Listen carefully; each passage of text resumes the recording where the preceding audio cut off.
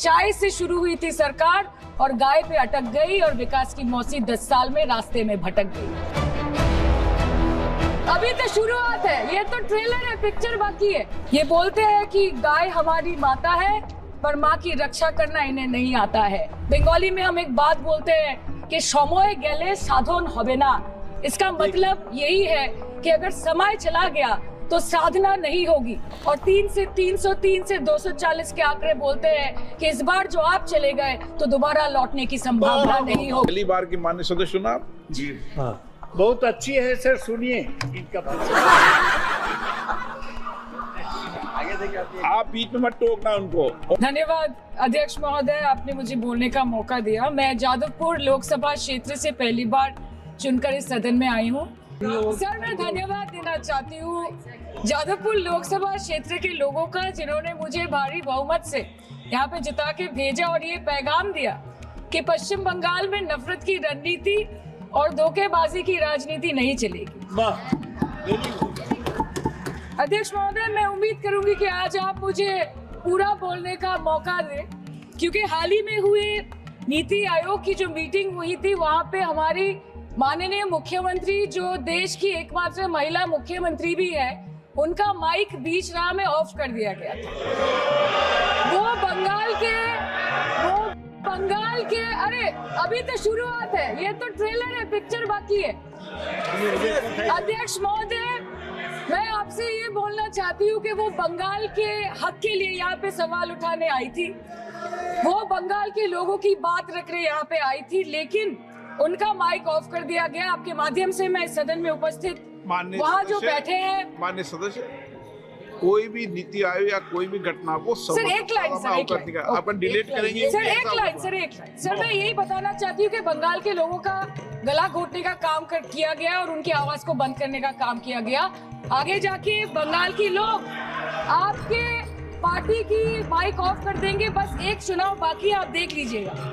Sir, all India Trinamool Congress इस सदन और इस देश का 3rd लार्जेस्ट ऑपोजिशन पार्टी है और हम आपसे धन्यवाद हम आपको देते हैं कि आपने हमको रेलवे, स्वास्थ्य, शिक्षा और आज ये पशुपालन जैसे महत्वपूर्ण विषय पे चर्चा करने का मौका दिया।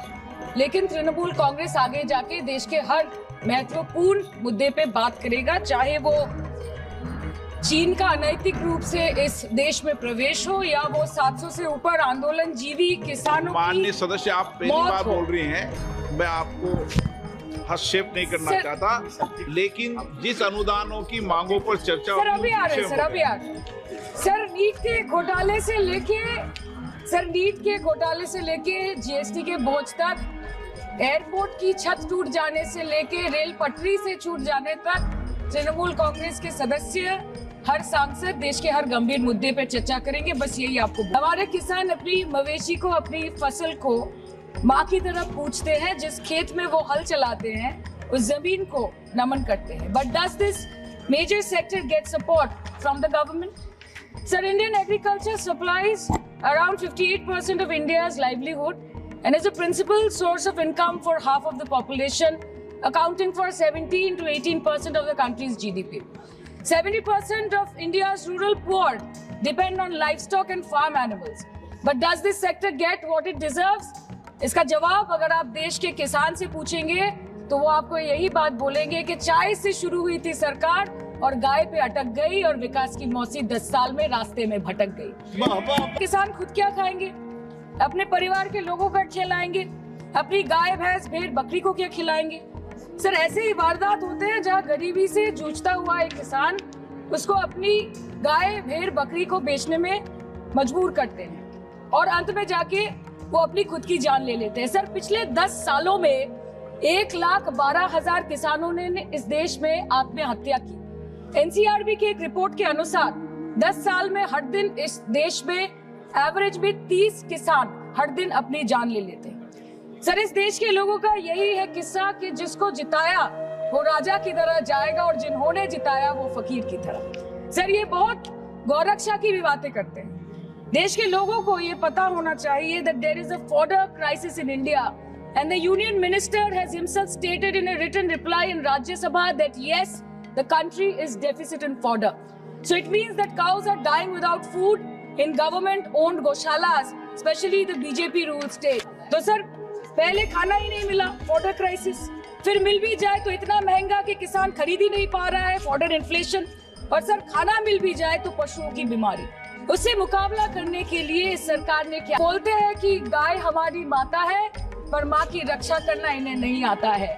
अध्यक्ष महोदय, हम सब जानते हैं कि इस मिनिस्ट्री के अंतर्गत डेयरी भी आता है और भारत इस पूरी दुनिया में दूध के उत्पादन में नंबर 1 है, contributing to almost 24.46% of global milk production. But since the government has not been able to bridge the gap between demand and supply, it has successfully turned the country from being the largest producer of milk to an importer of milk.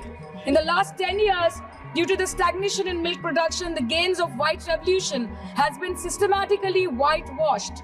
The dairy farmers are forced to throw buckets of milk on the highway protesting against meager remuneration for their आम आदमी के दूध, छाछ, लस्सी, दही, पनीर पर 5% की GST, cream, condensed milk, मक्खन, घी पर 12% की जीएसटी और अमीरों के हीरो पर सिर्फ 1.5% की जीएसटी। सरकार उनको रिलीफ नहीं देती है जो विदेश में जाके मिल्क शेक और लाते की चुस्कियां लगाते हैं।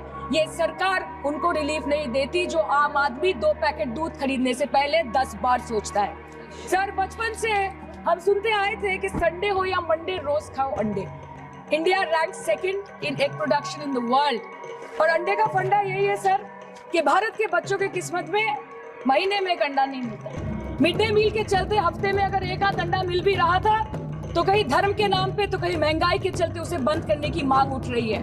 Sir more than 50% children under the age of 5 suffer from chronic malnutrition in the country and roughly 17% children are underweight, and yet most BJP ruled states do not serve eggs in midday meal scheme. This is the example of Poshan Kal in India. Sir अंत पे आते हैं मच्छी पे। आप लोगों को ज्यादा पसंद नहीं, पर हम क्या करें, हम तो माछे भाते बंगाली है, हमको तो बोलना ही पड़ेगा। And not to forget that 2.8 crore fisher folk are employed directly in catching fish in the country and millions are employed in the value chain of selling fish and aquaculture. India stands 3rd in the world in the terms of fish production, contributing to 8% of global fish production and ranks 2nd in aquaculture production. The PM talks about blue revolution, but this government has allocated only 0.045% funds out of the total budget for the flagship scheme, Pradhan Mantri Matsya Sampad Yojana. Even after this meager allocation, they did not utilize 39% of the funds, and in 23-24, they did not utilize 24% of the funds allocated. Madam मैं बस ये कहना चाहती हूँ कि इस BJP सरकार ने पिछले 10 सालों में इस देश के लिए क्या किया, उससे बड़ी तालिका बनेगी कि 10 साल में क्या क्या कर सकते थे पर किया नहीं। 2014 में जो किसान मोदी है तो मुमकिन है सोच के और अच्छे दिन के ख्वाब देख के बीजेपी को वोट दे रहा था, आज 10 साल बाद वो बोलता है कि मोदी है तो नामुमकिन है, शायद अभी वो किसान है भी नहीं। तो इसीलिए मैं बोलना चाहती हूँ कि समय बड़ा महत्वपूर्ण होता है अध्यक्ष महोदय और बड़ा बलवान। बंगाली में हम एक बात बोलते हैं कि समय गेले साधन होबे ना। इसका मतलब यही है कि अगर समय चला गया तो साधना नहीं होगी, अगर भक्त रूठ गए तो आराधना नहीं होगी। और 3 से 303 से 240 के आंकड़े बोलते हैं कि इस बार जो आप चले गए तो दोबारा लौटने की संभावना नहीं होगी। तो यही बोल के मैं अपनी बात खत्म करती हूँ। Thank you so much.